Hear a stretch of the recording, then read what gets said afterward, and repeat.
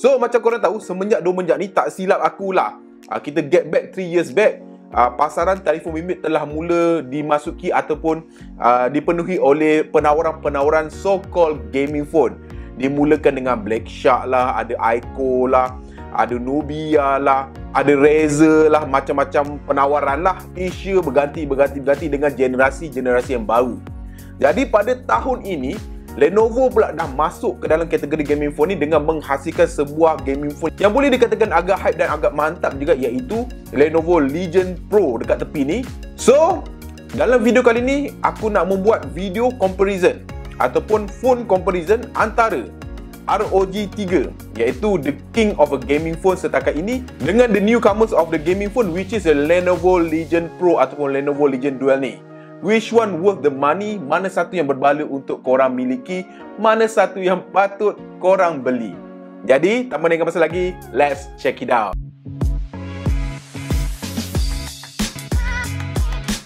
So, sebelum kita mulakan video ni lebih jauh, sedikit pemberitahuan.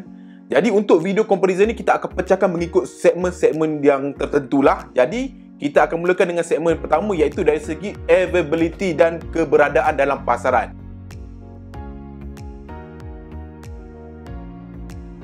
Jadi setakat video ini dilancarkan atau video ini dirakam, kedua-dua peranti ini telah rasmi dilancarkan dalam pasaran lah. Tetapi kedua-duanya belum lagi rasmi di dalam pasaran Malaysia. So kedua-dua yang ada kat tepi aku ni, kiri dan kanan ni adalah import set, China set, kedua-duanya menjalankan China ROM.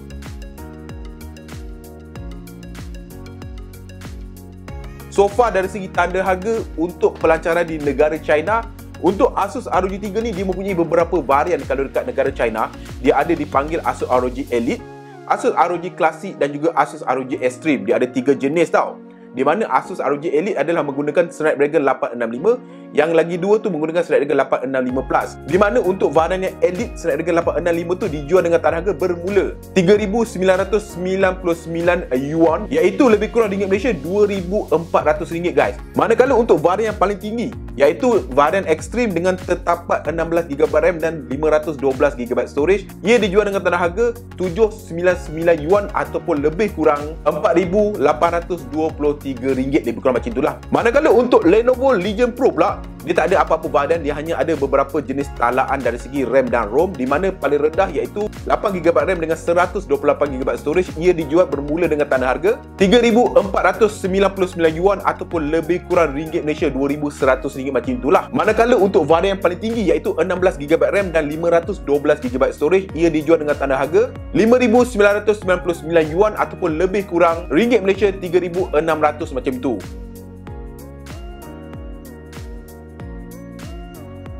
Jadi kalau dilihat dari segi sudut saiz, kedua-duanya mempunyai sudut saiz yang lebih kurang sama besar ketinggian kelebaran segala-galanya. Di mana Asus ROG 3 mempunyai ketinggian 171mm, manakala Lenovo Legion Pro mempunyai ketinggian 169mm, which is 2mm rendah. Manakala dari segi berat pula, ROG 3 mempunyai berat 240g, manakala Lenovo Pro mempunyai berat 239g. So dari segi design, kita boleh katakan bahawa ROG 3 ni membawakan design ataupun nilai estetika design daripada ROG 1 dan ROG 2. Cumanya kali ni tampak lebih subtle dan lebih tersorok sikit ke gamingannya. Manakala untuk Lenovo Legion Pro ni, dia adalah budak baru.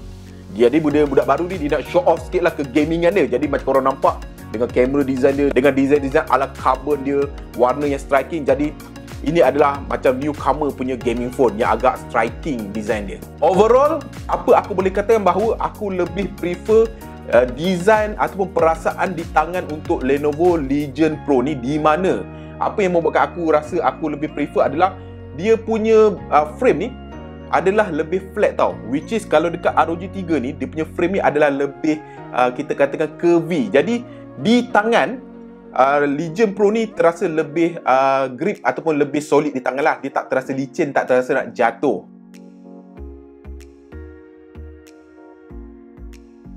Seterusnya adalah dari segi paparan, which is bagi aku, dari segi saiz paparan, kedua-duanya berkongsi saiz yang lebih kurang sama, di mana Asus ROG 3 mempunyai paparan bersaiz 6.59 inci Full HD Plus AMOLED dengan kadar segar semula 144Hz dan support juga untuk HDR10 tambah.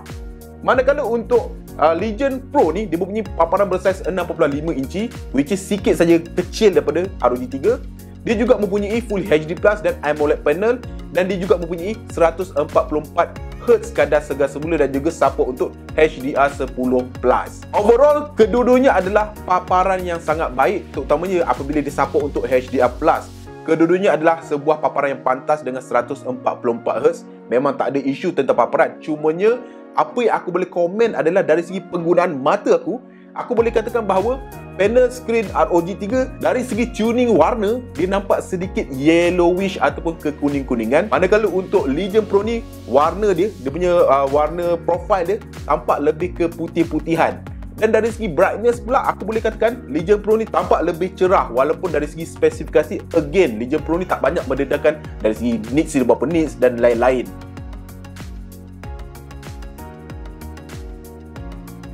Jadi, kedua-duanya mempunyai security yang tampak lebih kurang sama, di mana ROG 3 mempunyai in-display fingerprint dan juga face unlock, manakala untuk Legion Pro ni mempunyai in-display fingerprint saja. Face unlock tidak ada fungsinya disebabkan oleh dia punya kameranya yang tersorok di bahagian tepi ni, which is kita akan bincangkan dekat ruangan kamera nanti. Dari segi versatility, ROG 3 mempunyai lebih jenis security berbanding Legion Pro, tetapi dari segi in-display fingerprint itu sendiri, apa aku boleh katakan bahawa sesiapa yang gerah guna ROG, tak kisah ROG 2 ke ROG 3, korang tahu bahawa ROG mempunyai sedikit isu tentang in-display fingerprint dia, which is agak perlahan dan kerap kali gagal. Tapi di situlah bergunanya dia punya face unlock. Manakala untuk Legion Pro ni tidaklah terlalu pantas, tetapi sedikit lebih pantas daripada ROG 3 dari segi dia punya in-display fingerprint, tetapi dia tidak mempunyai pilihan face unlock jikalau kita memerlukannya. Jadi itu up to personal preference lah. Jadi kedua-duanya adalah peranti Android. Cumanya untuk ROG 3 ni dia menggunakan ROG UI berasaskan Android 10, manakala untuk Lenovo Legion Pro ni menggunakan Legion UI ataupun ZUI 12 yang berasaskan Android 10 juga. Dari segi pengalaman penggunaan, apa aku boleh katakan, dia up to personal preference. Tetapi kalau korang tanya aku, apa aku boleh rungkaikan ataupun ringkaskan bahawa ROG 3 punya UI adalah more kepada stockish Android. Jadi siapa-siapa yang pakai stok Android, korang akan familiar dengan penggunaan pada ROG 3. Manakala untuk ZUI 12 pada Legion Pro ni, dia tampak lebih gaming, talaan dia lebih ekstrim lah ke arah kegamingan. Pada ZUI 12 yang ada pada Legion Pro ni, aku menghadapi masalah yang common untuk China ROM, which is notifikasi tidak di-push masuk ke dalam telefon lah. Aku dah disable restriction battery, aku dah enable notification dan lain-lain, tetapi still the masalah masih lagi ada pada Legion Pro ni. So, kedua-duanya support untuk dual front firing stereo speaker, which is good for a gaming phone. Memang pengalaman sangat-sangat surrounding. Dan untuk ROG 3 ni disupport ataupun ditala oleh DTX X Ultra. Manakala untuk Legion Pro ni tak ada apa-apa info tentang dia punya talaan dan lain-lain lah. Apa aku boleh katakan, kedua-duanya adalah speaker yang sangat kuat, cukup bagus, cukup lantang. Cumanya pengalaman aku menggunakan ketika bermain game maupun mendengar muzik, speaker yang ada pada Legion Pro ni adalah tampak lebih imersif, lebih kuat dan lebih surround. Tetapi tidaklah terlampau jauh jurang ni macam langit dengan bumi. Dia hanyalah sedikit lebih bergema, lebih sedap, lebih imersif, katanya macam tu kan, berbanding ROG 3. Which is aku akan letakkan sampel dia sekejap lagi.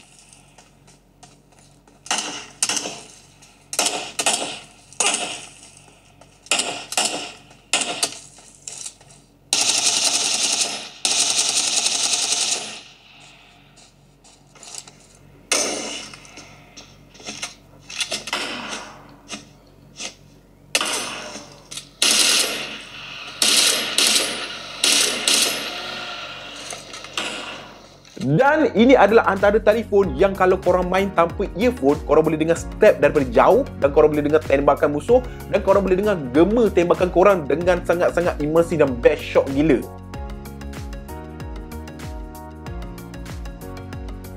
Okay, dari sudut kamera ni dia ada pros and cons, tapi disclaimer, kedua-duanya adalah gaming phone, kedua-duanya memang punya kamera yang tak begitu memberangsangkan. Tetapi untuk ROG 3 mempunyai triple kamera kat belakang dengan single kamera kat depan. Untuk ROG 3 ni dia support untuk recording sampai 8K 24fps. Manakala untuk Legion Pro ni dia mempunyai dual kamera saja di belakang, iaitu 64MP juga dengan ultra wide angle 16MP, dan kamera depan dia adalah jenis motorized kamera 20MP, which is yang akan keluar daripada sudut CCD tau. So, soalan pertama yang korang mesti tertanya-tanya nak tanya aku, adakah side pop-up camera ataupun side motorized camera ni adalah practical ataupun tidak? Mula-mula aku agak skeptical juga tau. Sebab apa tau? This is the first phone ever yang menggunakan kamera selfie dekat CC tau. Tetapi setelah menggunakan beberapa ketika, aku boleh katakan bahawa kebanyakan masa dia adalah tiada menjadi masalah. Di mana dalam keadaan normal, jikalau kita selfie sama ada begini ataupun begini kan, tapi aku selalu selfie begini tau. Jadi dalam keadaan begini memang rasa macam sangat-sangat natural tau, sebab kamera di tengah-tengah. Cumanya, ada cumanya tau. Pernah beberapa kali keadaan di mana aku tak tahu macam mana aku boleh tertekan ataupun terpop up kamera dalam keadaan memegang macam ni. Suddenly kamera tu terbuka dan menolak tangan aku tau. Jadi telefon hampir terlepas keluar. Walaupun tolakan motorized kamera ni tidaklah begitu kuat, tetapi dalam keadaan genggaman yang tidak begitu kuat, korang akan macam terlepas sikit tau. Jadi itu adalah benda yang korang kena hati-hati sikit lah. Bagaimana pula dengan hasil ataupun kualiti gambar? Apa aku boleh katakan, dari segi detail gambar, ROG 3 lebih detail dan lebih bagus berbanding Legion Pro ni. Dan dari segi video, of course lah, ROG 3 mempunyai 8K punya recording. Overall, apa aku boleh katakan, kedua-duanya mempunyai kualiti kamera yang tak semenggah mana pun. Tapi bolehlah daripada tak ada kamera kan.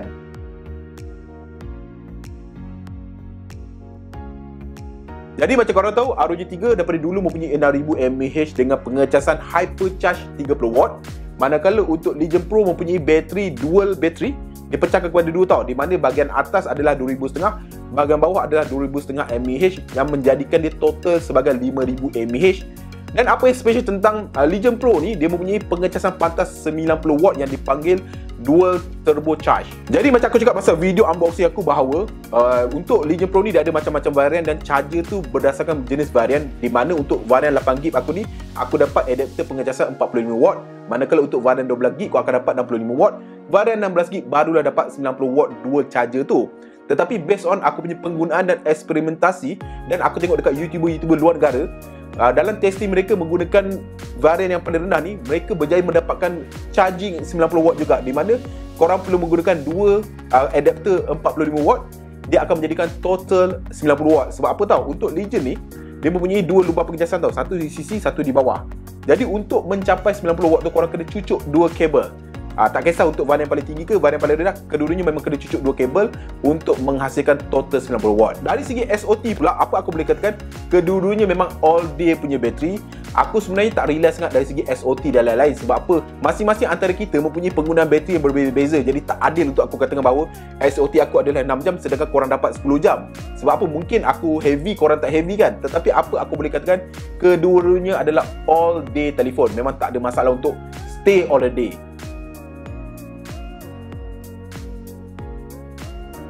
Since kedua-duanya adalah boleh dipanggil sebagai flagship gaming phone, kedua-duanya membawakan perasaan ataupun pengalaman gaming yang lebih kurang sama, di mana kedua-duanya mempunyai A trigger di bahagian sisi atas, kiri dan kanan tu. Overall dari segi bermain game, kedua-duanya memang run game smoothly, tak ada masalah apa-apa. Kedua-duanya memang 865 plus, spek yang high end, memang kau-kau punya. Cumanya yang berbeza adalah dari segi talaan gaming assistant itu sendiri dan dari segi penggunaan A trigger itu sendiri. Di mana dari segi A trigger yang ada pada ROG 3 ni, dia mempunyai macam-macam mode tau. Dia ada slide mode, dia ada dual button trigger macam-macam tau, which is dalam keadaan yang agak simple, kita akan sedikit pening tau, sebab nak setting apa dia agak kompleks dan agak bermacam-macam.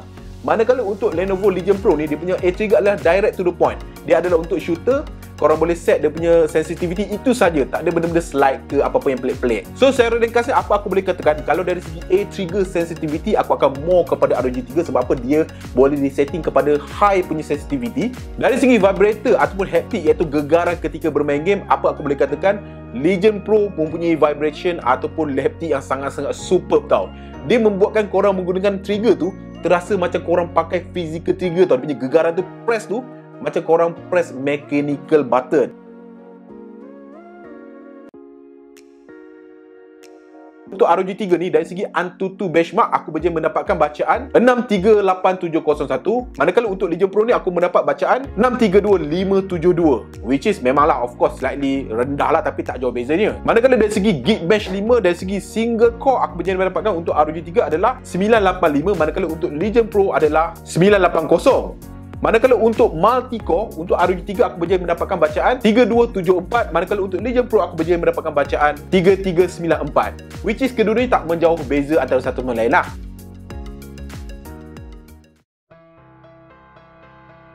So, selesai sudah video comparison antara Asus ROG 3, iaitu sebuah, aku boleh kata, gaming king phone dalam tahun 2020 ni, berlawan dengan Lenovo Legion Pro, iaitu newcomer dalam gaming sector ni. Apa aku boleh katakan, kedua-duanya adalah gaming phone yang sangat-sangat menarik dan inzal untuk tahun 2020 ni. Di mana ROG 3 ni dah masuk siri ketiga, jadi dia tampak lebih matang, lebih matured. Manakala yang ini adalah anak muda, orang baru, memang tampak lebih terkinja-kinja dan lebih ekstrim. Sangat sukar untuk memilih sebenarnya. Sebab apa? Kedua-duanya adalah macam kau cakap tadi, sangat rapat, cucuk rapat orang cakap macam tu kan. Tetapi kalau kau tanya aku personal opinion, aku more towards Legion Pro. Sebab apa? First, obviously sebab lebih murah. Seterusnya dari segi paparan, aku lebih prefer Legion Pro ni, di mana paparan dia lebih cerah dan warna dia tidak kekuning-kuningan sangat. Manakala dari segi audio pun memang ini lebih menang. Macam aku cakap tadi, bunyi dia, audio dia lebih immersive, lebih real, lebih surround, lebih 3D. Memang shock guys. Dan dari segi haptic feedback, vibration, macam aku cakap tadi, ini adalah totally win. Memang aku more prefer towards this punya haptic ataupun vibration. Dari segi pengalaman di tangan pun, macam aku cakap tadi, ini lebih sedap digenggam dalam keadaan normal tanpa casing. Memang dia terasa tidak slippery. Dan last but not least, of course, dia mempunyai pengecasan pantas 90W. Walaupun baterinya hanya 5000 mAh. Itu adalah satu benda yang kita, yelah 2020 ni kan, Xiaomi pun dah pakai 120W. Jadi 90W adalah satu kemestian aku rasa. Cumanya, walaupun nampak macam best kan, ini tidaklah terlampau teruk. This is the next best thing. Kalau let's say dia punya benda dia boleh improve sikit, jadi memang aku more towards dia. Cumanya harga ROG semakin hari semakin mahal. Tetapi again, aku punya concern adalah sebenarnya dari segi software experience. Dari segi ROG ni dia mempunyai software dan hardware yang blend together. Sebab apa? Dah siri ketiga dia nampak lebih matang.